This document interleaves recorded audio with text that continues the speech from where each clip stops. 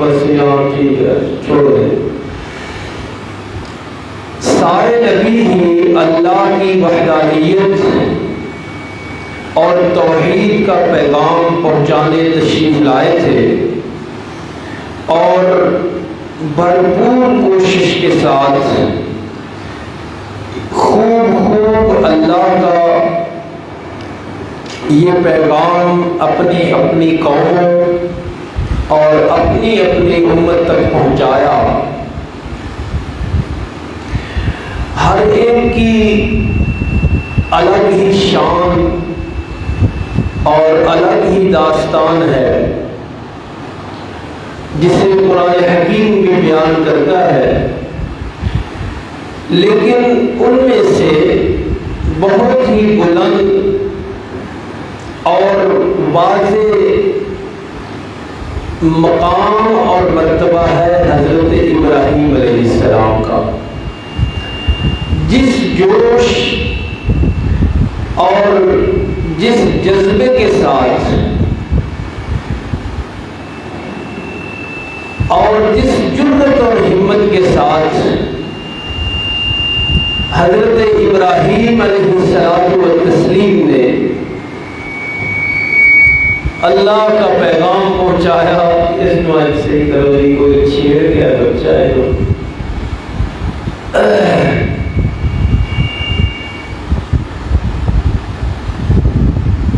اس کی مثال بہت کم ملتی ہے۔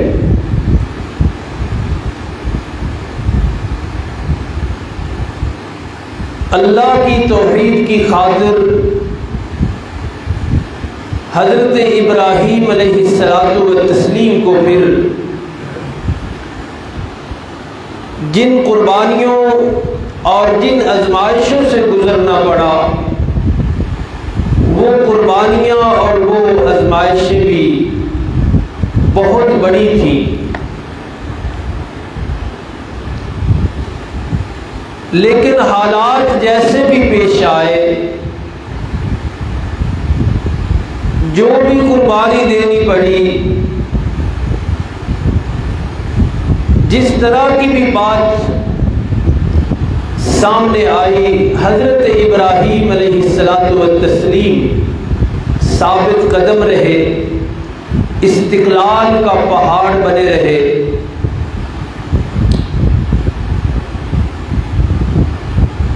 اور عرش والے کو پھر اتنی آپ کی ادائیں پسند آئیں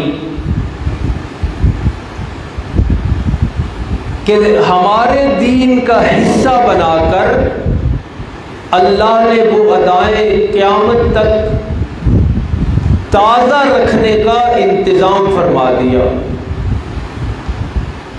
جسے ہم حج کہتے ہیں، جو اب چند ہی دنوں بعد شروع ہونے والا ہے۔ لاکھوں حجاج عازمین حج مکہ مکرمہ پہنچ چکے ہیں، اور اس سے زیادہ تعداد ان لوگوں کی پوری دنیا میں موجود ہے جن کا ارادہ ہے کہ وہ بھی حج کر سکیں، خواہش ہے، امید ہے، تمنا ہے۔ تو حج سارے کا سارا حضرت ابراہیم علیہ السلام کی اداؤں کا نام ہے، اور یہی تو اس مالک کی قدردانی ہے کہ اس کی توحید کی خاطر،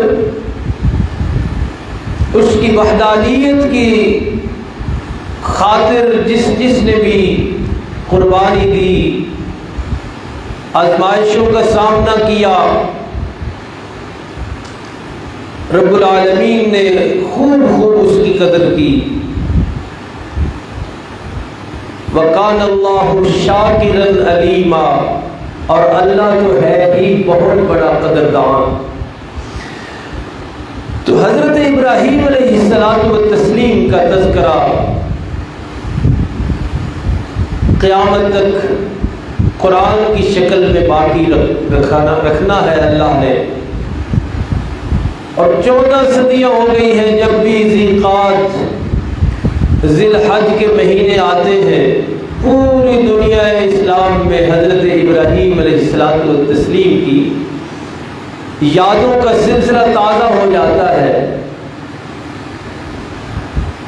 حضرت ابراہیم علیہ السلام کی حیات مبارکہ میں سے ایک بڑا ہی اہم اور روشن پہلو ہے کہ آپ نے دلائل کی بنیاد پہ وقت کے بادشاہ نمرود کو سمجھانے کی کوشش کی کہ اللہ کے سوا کوئی اور اس کائنات کا مالک نہیں ہے۔ دلیلوں کے ذریعے اسے سمجھایا کہ اس کائنات پہ آرڈر اور حکم صرف ایک اللہ کا چل رہا ہے۔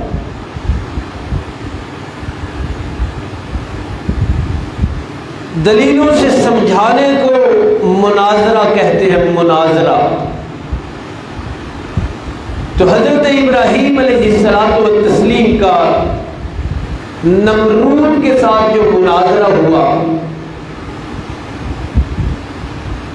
وہ قرآن حکیم نے بیان کیا ہے۔ آج ہم نے قرآن حکیم کا وہی حصہ پڑھنا ہے۔ آپ دیکھیں کہ کس طرح حضرت ابراہیم علیہ السلام نے اسے لاجواب کیا، خاموش ہو گیا، کوئی دلیل نہیں رہ گئی اس کے پاس۔ قرآن حکیم دیکھیے، فرمایا أَلَمْ تَرَ إِلَى الَّذِي حَاجَّ إِبْرَاهِيمَ فِي رَبِّهِ۔ قرآن حکیم پڑھنے والے، کیا تم نے دیکھا نہیں اس بندے کو جس نے حضرت ابراہیم علیہ السلام کے ساتھ مناظرہ کیا، دلیلوں کے ذریعے جھگڑا کیا، اور جھگڑا کس بات کا تھا؟ فی ربہ، حضرت ابراہیم علیہ السلام کے رب کے بارے میں جھگڑا تھا۔ حضرت ابراہیم علیہ السلام اپنے گھر میں بھی، اپنی بستی میں بھی اور بادشاہ کے دربار میں بھی یہی اعلان کرتے نظر آتے ہیں کہ لوگوں، اس کائنات میں مالک اس کائنات کا صرف ایک اللہ ہے، اس کائنات کا خالق صرف ایک اللہ ہے، اس کائنات پہ آرڈر صرف ایک اللہ کا چل رہا ہے۔ یہ وہ بات تھی جو معاشرے کو قبول نہیں تھی، یہ وہ نظریہ اور سوچ تھا جو وقت کے بادشاہ کو بھی ٹھیک نہیں لگتا تھا۔ اس کا بھی خیال یہ تھا کہ یہ بات درست نہیں، بلکہ اس کے مقابلے میں وہ خود کو خدا سمجھتا تھا، وہ اپنے آپ کو دنیا کا مالک سمجھتا تھا۔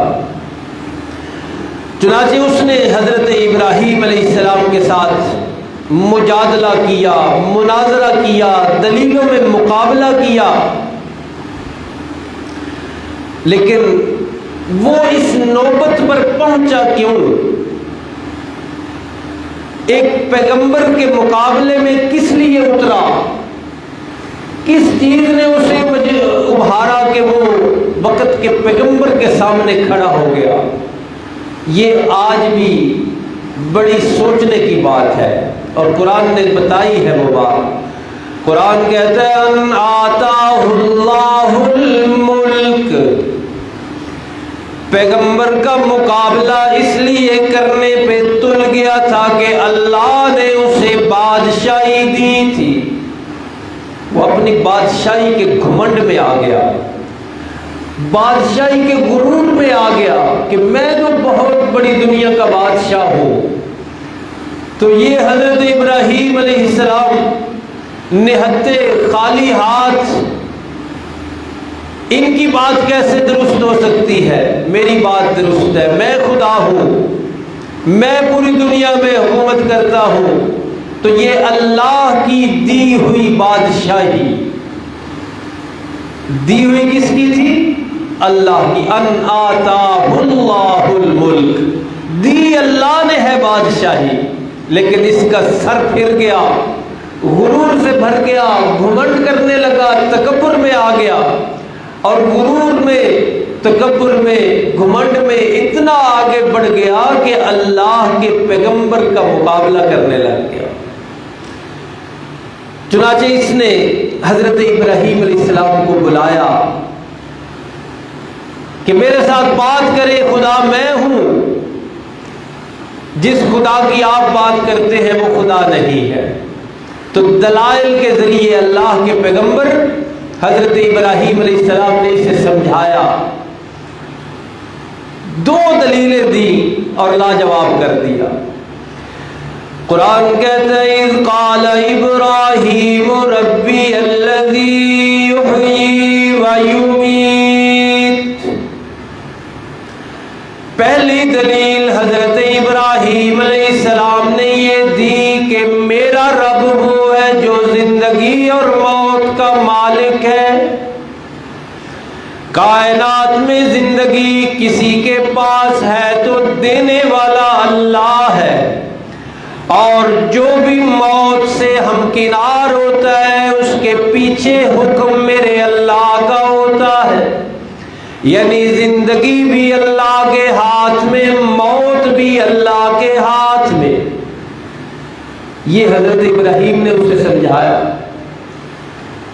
لیکن اس کا وہ جواب تیار کرنے لگا، اس کا جواب دے دیا اس نے، کہنے لگا انا احیی و امیت، یہ صفت تو میرے اندر بھی موجود ہے، یہ کام تو میں بھی کرتا ہوں، میں بھی زندگی دیتا ہوں، میں بھی موت دیتا ہوں۔ مفسرین نے لکھا، علماء نے لکھا ہے کتابوں میں کہ اپنی یہ بات ثابت کرنے کے لیے اس نے 2 قیدی منگوائے۔ جس قیدی کو رہائی ملنی تھی اسے موت کی سزا دے دی، اور جس کو موت کی سزا ملی ہوئی تھی اسے آزاد کر کے گویا زندگی دے دی۔ اور یہ بات ثابت کرنے کے لیے کہ میں ہی زندگی دیتا ہوں، میں ہی موت دیتا ہوں، اس نے یہ سارا کام کیا۔ دربار میں سناٹا چھا گیا، حیران ہو گئے لوگ۔ اب ظاہری طور پہ دیکھیں، سرسری طور پہ موٹی عقل کے ساتھ سوچیں، موٹی نظر کے ساتھ دیکھیں تو وہ تو اپنی بات میں سچا ثابت ہو گیا نا۔ لوگوں نے کہا واقعی جی وہ تو جس کو موت ملنی تھی اسے بادشاہ نے زندگی دے دی ہے، اور جس کو زندگی ملنے تھی اس کو بادشاہ کے حکم سے موت دے دی گئی ہے، لہذا زندگی اور موت کا مالک تو بادشاہ ہے۔ تو وقت کے جو پیغمبر ہوتے ہیں وہ ذہین و فطین ہستی ہوتے ہیں، سمجھداری کی انتہا پہ ہوتے ہیں۔ حضرت ابراہیم علیہ السلام سمجھ گئے کہ اس نے بظاہر ایک ڈرامہ کر کے اپنے محل والوں کو، اپنی کابینہ کو، اپنے وزیروں مشیروں کو مرعوب کر لیا ہے اور اس بات کا قائل کر لیا ہے کہ یہ بھی زندگی اور موت کا مالک ہے۔ چنانچہ حضرت ابراہیم علیہ السلام نے دوسری دلیل دی اور دوسری دلیل میں ہی اسے لاجواب کر دیا۔ قال ابراہیم،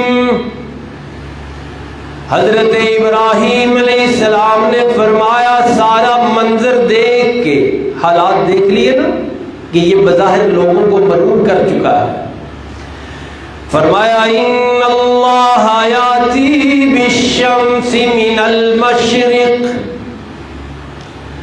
میرے اللہ کی یہ صفت ہے، میرے اللہ کی یہ خوبی ہے، میرے اللہ کا یہ اختیار ہے کہ اللہ ہی سورج کو مشرق سے طلوع کرواتا ہے، مشرق سے طلوع کرتا ہے سورج، میرے اللہ اللہ کے حکم سے۔ میں اس لیے کہتا ہوں کہ کائنات کا مالک صرف ایک اللہ ہے، کیونکہ سورج جیسی بہت بڑی بلا چیز اللہ کے حکم کی پابند ہے، اور پابند بھی ایسے کہ اللہ اسے مشرق سے طلوع کرتے ہیں۔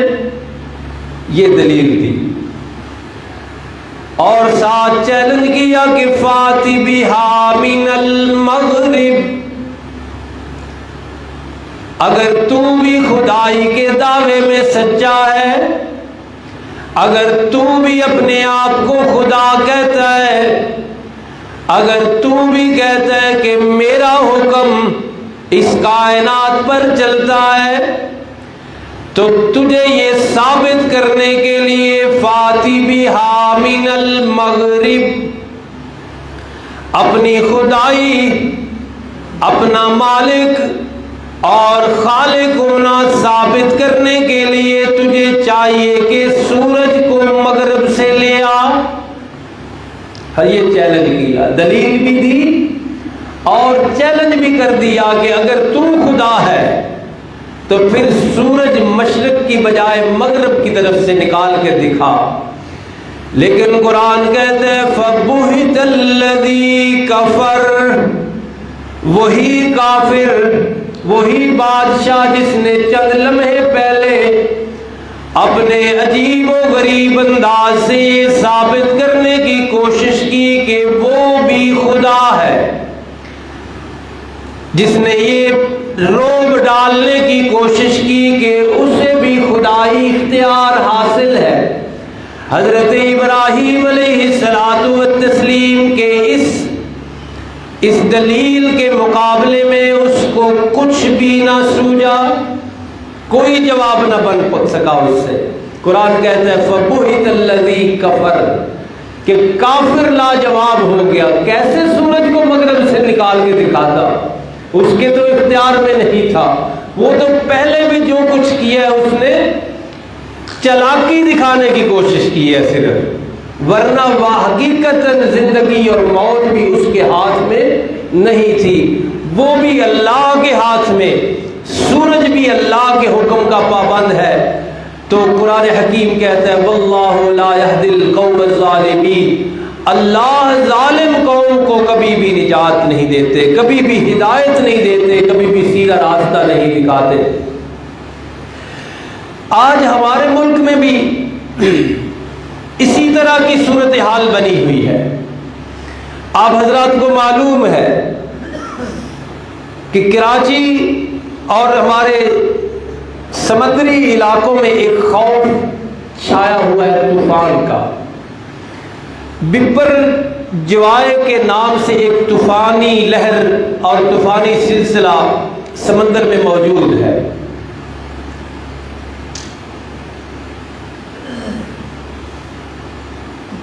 گجرات جو بھارتی گجرات ہے وہاں وہ اس شہر کے ساتھ ٹکرایا بھی ہے، کراچی کو بھی خطرہ ہے، کراچی کے ساتھ ساتھ اور جو کچھ علاقے ہیں ہمارے ملک کے عزیز پاکستان کے، ان کو بھی خطرہ ہے کہ شاید وہاں سے بھی ٹکرائے،